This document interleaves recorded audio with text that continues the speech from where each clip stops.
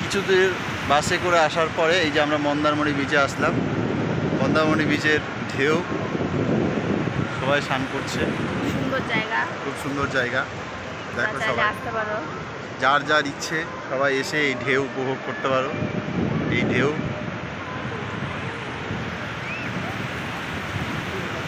ঢেউয়ের মজা নিতে পারো। এই যে ঢেউ কিভাবে আসছে করে দেখো, ঢেউ কিভাবে আসছে, দূর থেকে ঢেউ চলে আসছে, এখানে এসে কাছে আসতে হয়ে যাচ্ছে, আমাদের পায়ের কাছে এসে থেমে যাচ্ছে, তাই না? এই দেখো, এই দেখো, এই দেখো, এই দেখো, থেমে যাবে, আসছে আবার যাচ্ছে জলটা। এই যে থেমে গেল, আবার চলে যাচ্ছে, আবার চলে যাবে। নিচের ঢেউ দেখো, লোকজন এসছে। হ্যাঁ,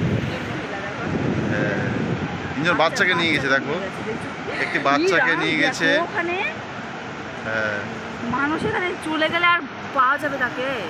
জোরে ঢেউ, জোয়ারের ঢেউ আসছে মনে হয়। ওরা তো এখনই নামলো,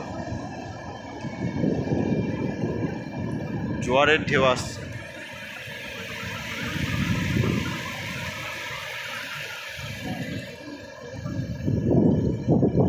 এই যে আমার রানী সাহেবা, কিছু বলবা? হ্যাঁ, আপনার দীঘাতে এসে কি কেমন লাগছে? হ্যাঁ বলেন একটু। আপনি কোনোদিন এসেছিলেন আগে? আসেননি, প্রথম। কেমন লাগলো আপনার এই অভিজ্ঞতা? মন্দারমণি বিচটা আপনার কেমন লাগছে?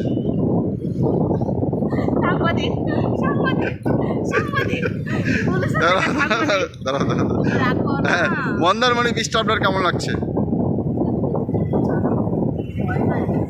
মন্দারমণি বিচটা কেমন লাগছে? খুব সুন্দর লাগছে। নিউ দীঘা বিচ, তারপরে এটা মন্দারমণি, তোমরা চাইলে আসতে পারো। ভালো, খুব ভালো ভিডিও করছে, আবার এখানে আমাকে এত কিছু শোনাচ্ছে। ভিডিও হচ্ছে না, লাগিয়ে দিয়ে